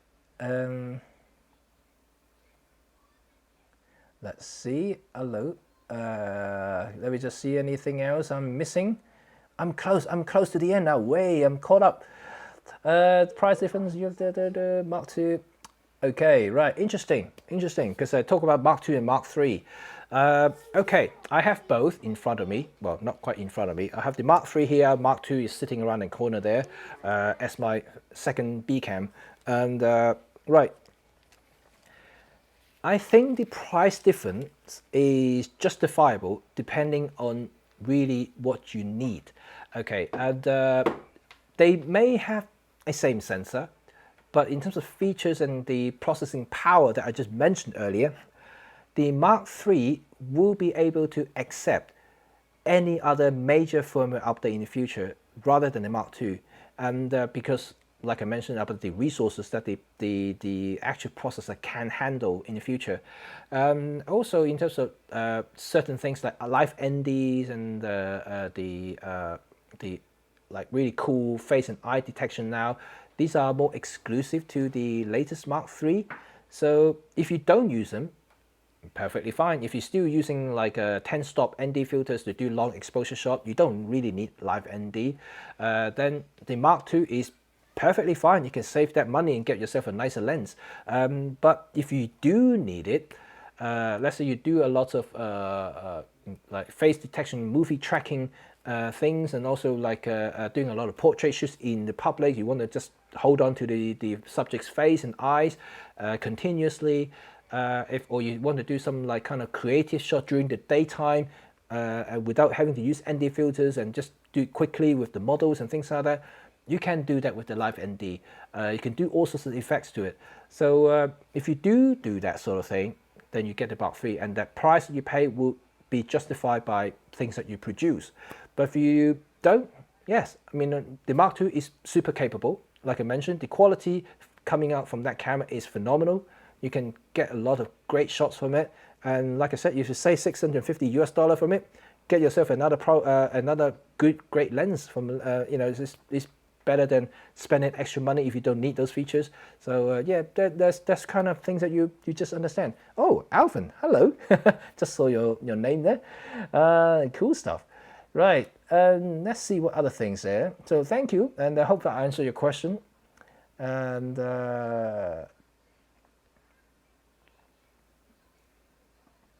Nick Can. Leica and Olympus I use for street and holidays, and Nikon and Canon for sports wildlife. With just the rain covers, I never trust the weatherproof came from any manufacturer. Well, I know that's exactly my point. I used Canon before in the rain and it failed on me.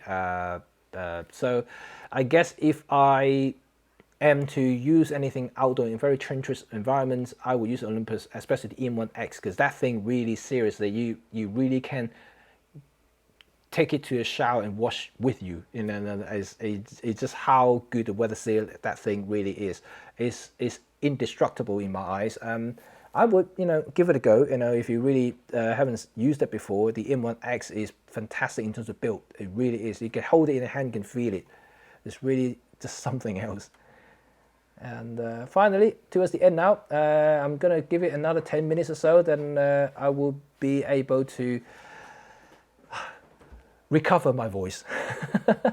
Let's see. I hope Olympus focus on producing some fast wide-angle primes. Me too. I would love to. I would love some super fast wide-angle lens.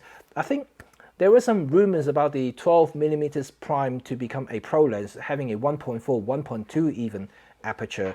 That would be awesome, right? And I've been dragging for that particular lens because I know Panasonic Leica has the 12mm 1.4. And that is a great, fantastic. I saw that lens, I used that lens before, and the subject separation from that lens is actually quite something, even though it's a wide angle lens on a micro four thirds system.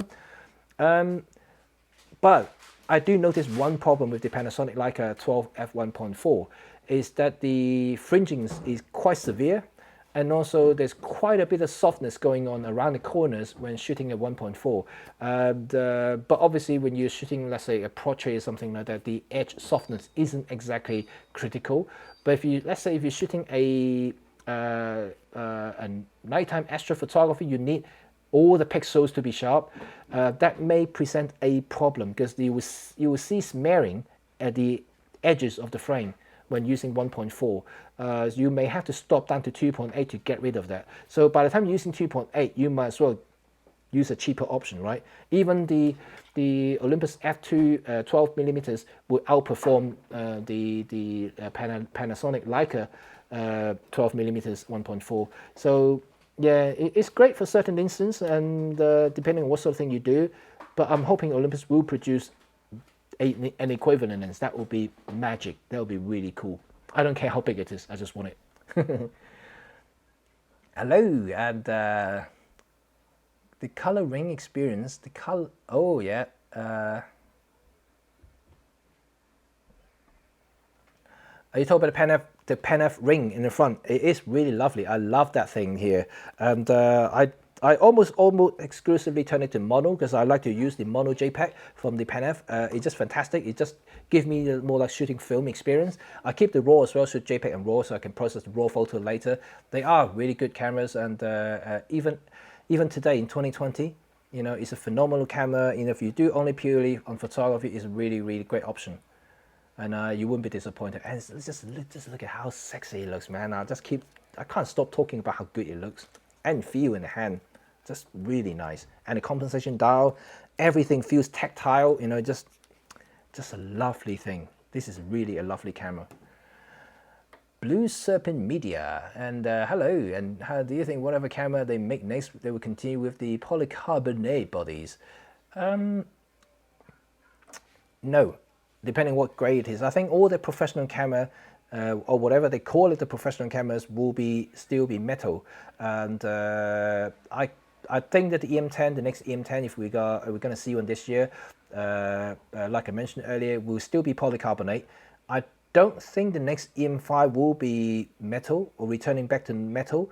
It will probably still be polycarbonate, and I think the full metal will be reserved for the E-M1 series, and also perhaps in the future the Pen-F Mark II if they make one. And so we shall see. You know, never say never. You know, obviously I cannot represent Olympus in general, and you know, I don't think it's a problem for polycarbonate at all. I think it's just a thing that so many people are interpreting the actual material itself. There are so many cameras, even professional camera in Canon world are using polycarbonate. You know, even actually if you look at the E1X, even though it's a magnesium metal chunk, the top plate is actually the little prism cover is actually made from polycarbonate because it has a GPS sensor at the top, same as so many other cameras now in the Canon and Nikon world. They need the polycarbonate top plate to allow the GPS signals to go through. So they actually have some bits of polycarbonate. They are actually very durable, and you don't think that you are losing any build quality because using polycarbonate is actually very, very good as well. You know, you don't have to worry about it at all. Just because of the term polycarbonate mean plastic, you know, I know I say that, you know, so many times in my videos saying post plastic. They are, but they are strong. They are strong materials, so I don't think you should be worried about it at all. And okay, let's see, Philip, hello.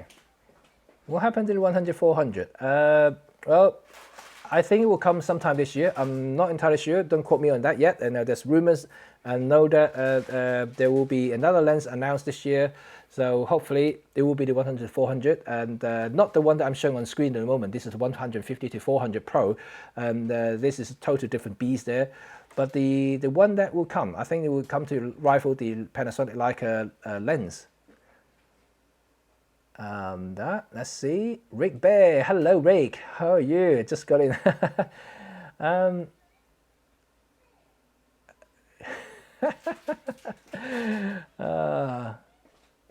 I don't know. Big Derek eye sticking out of your forehead. Yeah, I'm the god of light. I'm the god of light. That's why I am. Camille, you're right. Don't care about what others say. That's right. Okay. Focus stacking and Olympus merges and photo in camera. Create a JPEG. That's correct. You create a JPEG. You're not creating a RAW. If you want to do RAW, you have to do the merging yourself in post. Join now. Vote for new PenF. Right. I'm going to do a poll in my community page and then see how many of you actually voted for PenF 2. And very good. Oh, right. Okay. There's a lot of technical conversation here. I'm not going to dig into it, to be honest. I'm not going to dig into it. Just leave it on the screen for you to read for just a bit. Okay. Jan Garcia, and you're proposing a 45-200 f4 Pro lens. Woo, that's a reach, that thing. That would be big though, you know, considering the mechanism to make a lens that big, you know, with that sort of coverage, will mean that a physical big lens, and even at f4, you're not going to be a small thing. And just like the 150-400 I'm showing on screen at the moment, this one hasn't got a big aperture, but it's still a big lens because of the reach that it has. So a 45-200 is a massive, massive range. And let's see, PenF 2 for the win, everybody. Right, okay, so that's it, guys. And oh, you guys are so engaging today, and I am very, very happy to see all of you guys here. I'm super, super happy. And I haven't even gone through my entire list on my community page, and you guys are still writing, so this is fantastic. Oh, love you guys. Chili Bones, and you're late here. No, you're not late, and thank you for joining. Of course, you can rewind this video. You can watch it from the beginning, from everything that I talked about today. It's all fun today. It's so cool, right? Michael, good morning. And I'm just trying to quickly read through some of the comments now. Hopefully, I won't miss anybody.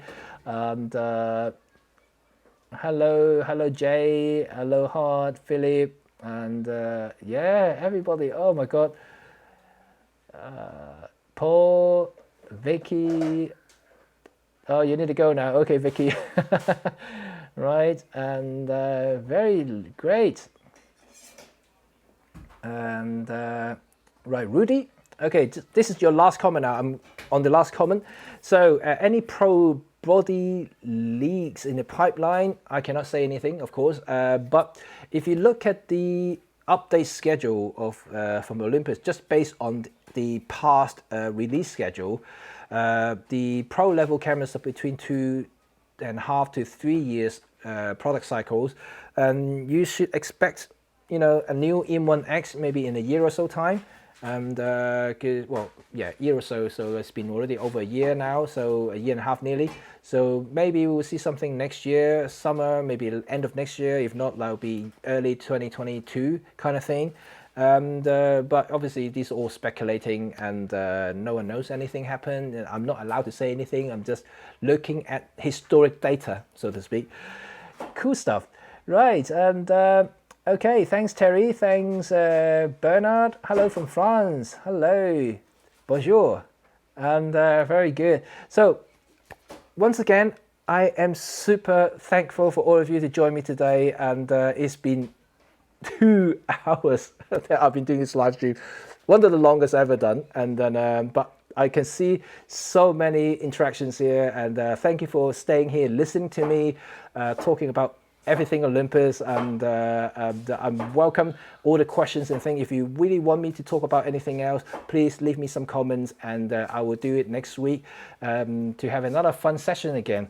And of course, you know, I'm hoping that you guys will stay safe wherever you are, you know, and you know, I know it's a difficult time for everybody, work-wise, job-wise, money-wise, anything else, but we're here together. You know, hopefully, you know, we support each other and make this world a better place altogether, right? Okay, and share your photos. Remember, I do. Hopefully, you guys will join me. Oh, talk about photos. One last thing I want to announce is that I'm going to host host a competition. I'm hoping a lot of you guys will join in. It's open to everybody, and you will be given something in return. I haven't sorted out everything yet, but don't expect something big and expensive for this moment in time. I'm trying to work on the sponsors. Hopefully some of them will reply me that there will be some prizes I can give out to you guys. But it will be an awesome thing to do, I think, for this moment now. And so you can use your camera to do something constructive and also maybe get some rewards afterwards. So I'm hoping that all of you will join in this competition. I will probably give out some more details when I have everything confirmed later on. So watch out on my announcement on Instagram, also Facebook, and also here in the community page in Red 35. I'll let you know exactly what's going on. So hopefully everything's all good, right? So thank you very much for joining me. And once again, if you want to sponsor me, I have my coffee link there. You can buy me coffee, and of course, once again, this. Whatever I'm done at the moment, I'm not asking for anything in return. It's just something that I would like to say, because I know some people already bought me coffee, and I'm really thankful for that. So anyway, thanks once again for joining me. I cannot say many thanks enough for all your support and all your love to me, my family, and the channel. This is what keep me going, keep me smiling, and continue doing these things in front of the screen for you guys.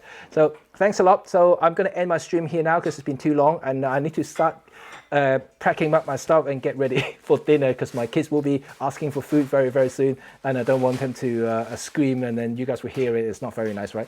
Okay, anyway, so I will end it here, and I will put all the details. If you want to ask me anything, please leave me a comment. I will accommodate it and for future live streaming. Until next time, I shall speak to you guys soon. Bye for now.